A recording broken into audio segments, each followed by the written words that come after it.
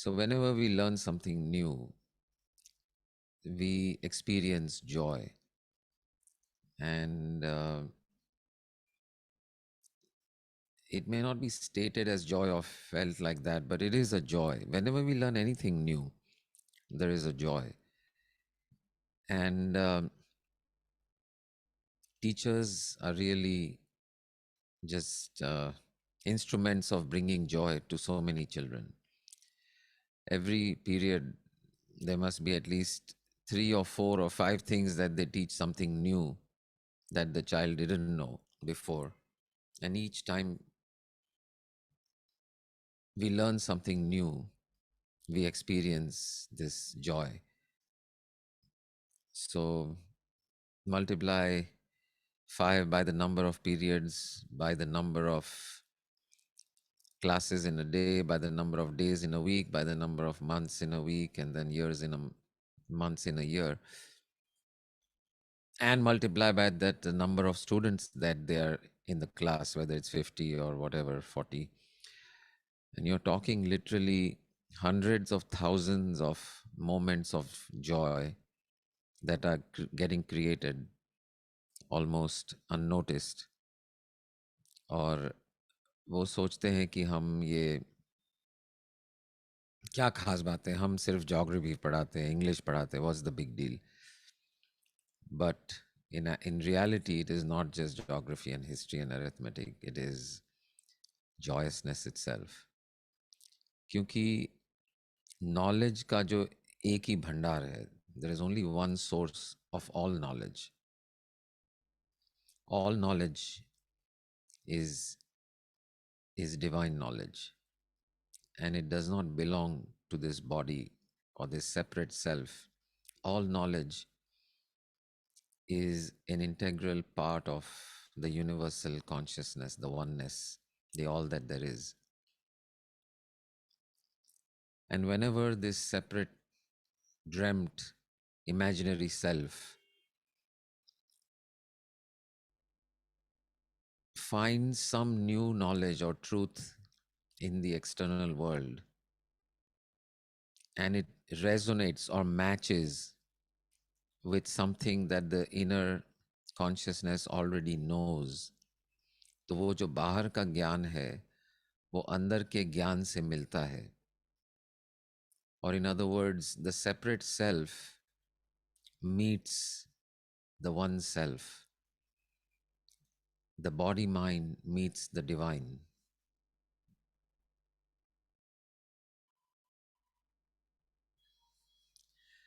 And when this body mind meets the divine, there's a natural experience of joy, because to touch the divine is to touch knowledge is to touch the divine. And that is why the joy happens. So subject chahe kuch bhi ho, it doesn't really matter.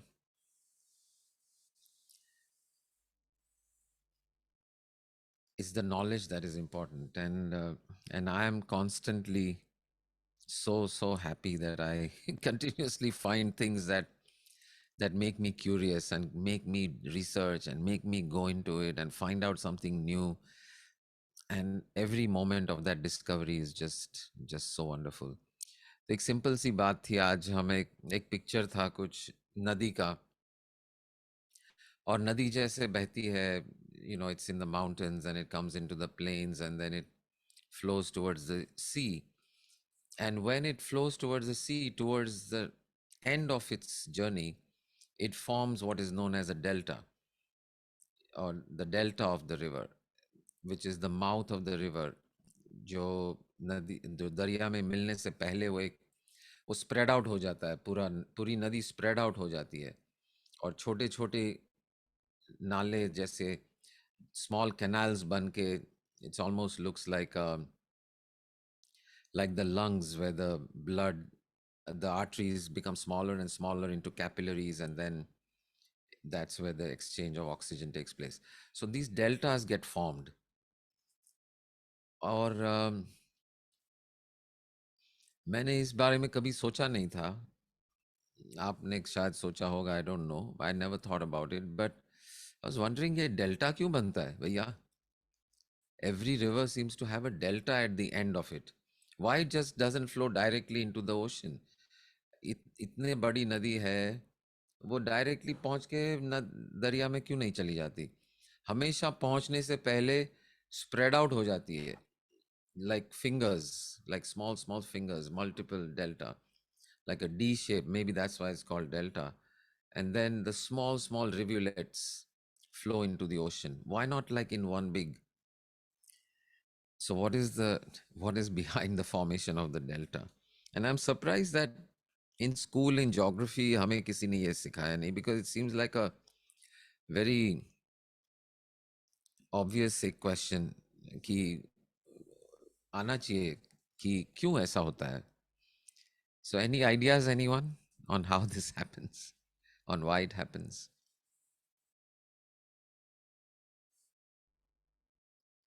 Anamika, probably your daughter will know. None of us may know, but your daughter may know. Or Amu's son may know also. The young kids may know. But I didn't know till this morning. और ये picture देखा river का और फौरन दिमाग में ये question आ गया कि why deltas everywhere? All rivers have deltas for nourishing us. No, the delta of the river का delta क्यों form होता है? That was the question. So Before submerging itself to the one, it shakes. It it finds its path. shakes to find its path. Yeah. Acha, huh? That's a poetic interpretation. Okay. Very poetic interpretation, but not as per geography.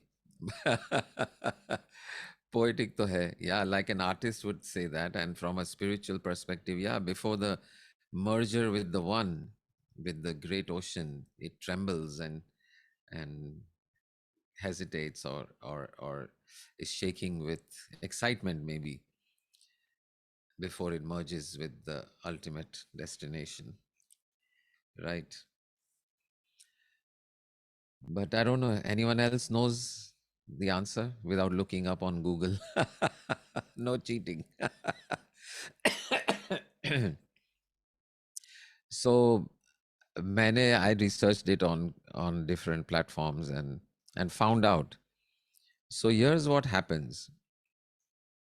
तो नदी जब शुरू में पहाड़ों से उतरती है, it contains a lot of rocks and stones and sand and silt and mud. So all the way from small mud particles all the way to big stones and even rocks move with the river, because in the beginning the flow is very fast and copious. So it's a very fast flowing river. और उसी fast flowing river में ये सारा ये जो all the soil, the mud, the rocks, stones, everything gets pulled along with the river as it flows. And but then by the time it is reaching towards the end, it has lost a lot of all the gradient is also पहाड़ों में ऐसे है तो फिर stays है, and then as the plains come, the river slows down, slows down, slows down, and by the time it is reaching the ocean, it has slowed down a lot. So this is a process over hundreds of years or thousands of years. तो होता क्या है, शुरू में होगा कि वो पूरी there's only one flow into the ocean. But as time passes, what happens is, because the river has slowed down, it starts to the early on the rocks start settling down at the bottom of the river. Then further on, even the bigger, like the big particles of mud and all that also start settling down. And then even the soft soil and the silt and alluvial silt and things like that also settles down at the bottom of the river. And as this process of settling goes on for years and years and years, that settled rocks and settled stones starts to form a land mass. तो वो land mass बन जाता है river के बीचों बीच, और उतना बड़ा बन जाता है, it becomes so huge at one point that the river even cannot cross that landmass and it has to go around it. So this process keeps repeating itself in that delta region. So landmass bante hai, landmass ban gaya, river has to bypass and split and go two ways. Then again landmass, and again it has to split, and again a landmass, and again it has to split. And so like this, it keeps on splitting, like the capillary in a lungs. And eventually ये delta form हो जाता है जहाँ छोटे छोटे canals है और बीच बीच में देयर इज लैंड कैनाल ऐसा ऐसा, and then these small rivulets get a chance to actually reach the ocean. So समझ में आ गया ज्योग्राफी का लेसन? यस, समझ में आया कि नहीं आया कि क्यों डेल्टा फॉर्म होते हैं? The question was, yeah, Tejal, okay, the question was why rivers form deltas, and this is the reason. Is due to the settling of the rocks and sand forming land masses, and then the finally over years and years, centuries and centuries, ये पूरा एक delta बन जाता है. And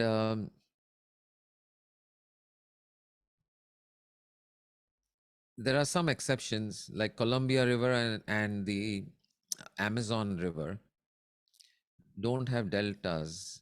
They flow pretty much directly into the ocean. And the reason for those two is that the ocean current in for those two rivers at the point of entry is so strong कि वो deposits जो है वो deposits भी नदी में दरिया में खींची जाती है. It everything goes into the ocean, including the rocks and the silt, and the current is so strong. So that for these two rivers there is no delta, Amazon and Columbia River. And there is one very interesting river called the Okavango River.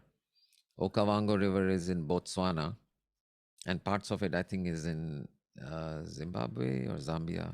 I'm not sure, but most of it is in Botswana, which I happened to visit a few years ago because my daughter Supriya was doing volunteer work for tribal children in Botswana at the time. So this particular river, Okavango, is, as far as I know, the only river which is nowhere near any ocean or lake. Most rivers, 99.9% of rivers, flow into the sea. Some of them flow into oceans, or some of them flow into other rivers. Some of them flow into lakes. But that's how they usually end. But the Okavango River is so far from any ocean that it simply forms a delta because of the slowing down of the water, and then simply vanishes. It just evaporates into nothing because there's no ocean nearby. So I thought that was a very poetic river, speaking of some a tragic romance which ends without the merger of the river with the ocean. So that's the Okavango. So my point is, ये समझ के, ये जान के, ये delta के बारे में समझ के, is there a feeling of, oh wow, something I didn't know that now that I know that? ऐसा feeling हुआ या नहीं हुआ? Just you can turn on your videos if you like or post in the chat window. Did you feel this wow of knowing something new?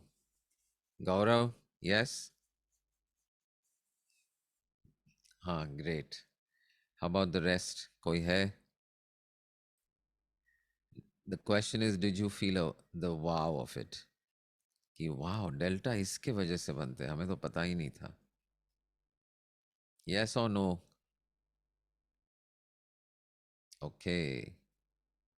Dhruvin says yes. Sandhyavan says yes. Okay, great. So ये wow का जो feeling है is a wow of, this is an direct experience. Why do we feel a wow when we know something new? It's because of this contact between the imaginary outer small self, the small I, meets the infinity of knowledge, which already knows all about deltas and all about rivers and everything there is to know, it already knows. This small I meets the ocean of knowledge. And in that meeting, there is a sense of joy, there's a sense of freedom, there's a sense of the truth being revealed. And that's what the joy comes from.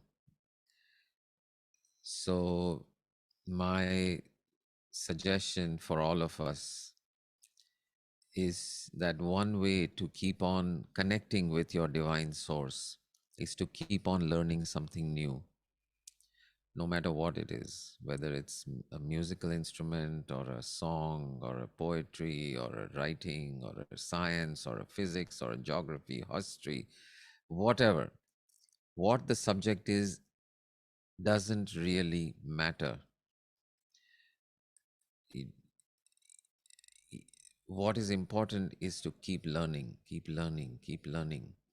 Because as you learn, every time you learn something, you are making a connection with your own divine true self. And that is a process of joy. That is a process of unfolding. That is that meeting of the separate self with the infinite is the longing of all hearts, is the longing of all love songs, is the longing of all lovers, is the longing of all quests, whether it's for adventure or wealth or freedom or whatever the quest. The ultimate quest is the quest for the inner self to be merged with the outer self. And here is a wonderful, easy, and readily available way for doing that, which is to keep on learning, keep on learning, keep on learning. The moment you think that you know a lot, you've missed the boat, because the ocean of knowledge is truly infinite. And in fact, the more you know, the more you realize how much you don't know. And that's certainly true. And I'm so, so, so grateful for this curious mind that I have ended up with for by grace. I used to be some of the kids in my school and college and everywhere used to really hate me. Some of the kids, because just when the teacher or professor is about to say, okay, ho gaya, class done, and he's about to leave, so everyone wants to go, I will raise my hand and ask a question. And I will ask a question, and it'll be such a question that the guy has to really think and tell me. And then I'll ask another question and another question. And the guys who just want to be done with the class are like, Sanjeev, please stop asking questions. But of course, the ones who are somewhat knowledgeable and somewhat curious, like myself, and even the professors, there were two kinds of professors and teachers who absolutely loved me. And there were professors and teachers who absolutely hated me because I made their life miserable if they didn't know what they were supposed to know, because I would ask them the toughest questions. But the ones who really had a passion for teaching, I remember my history teacher, Telang sir, from 7th or 8th standard.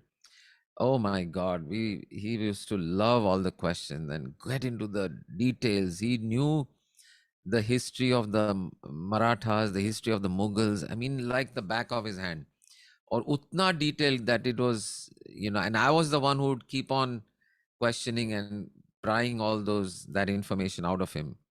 Similarly, my English teacher, Shivaram sir, and my 10th standard English teacher, Sabita Venkatraman, my science teacher, Mujumdar, my maths teacher, Matthews, all these teachers used to love me. Even in chemical engineering, there was one Singh sir and Rao sir, they both loved me, but there are others, I won't name them, who didn't know that subject itself. And therefore, when I asked them questions, they were really bothered and they would really want me to just vanish. but the thing is, the truth is that knowledge is truth, knowledge is love, knowledge is divine. So plunge yourself into anything, doesn't matter what the subject is. You like cooking, get into cooking. You like art, get into art. You like music, get into music. You like poetry, get into that. Literature, climbing, sports, yoga, geography, history, chemistry, whatever. Don't stop learning. Keep learning, keep learning. Find what is the subject that your heart likes and go into that. How much of us, I mean, sometimes when I'm talking to my chemical engineering friends and I come up with something about it, some equation from engineering, they say, how the hell do you know this? We have forgotten all this. Excuse me, long ago. I said, I don't have to remember. Just there because I'm just so curious. So develop that curiosity and keep learning and keep using that as a means to connect with the divine. Wonderful. Any thoughts or questions before we close? Or comments?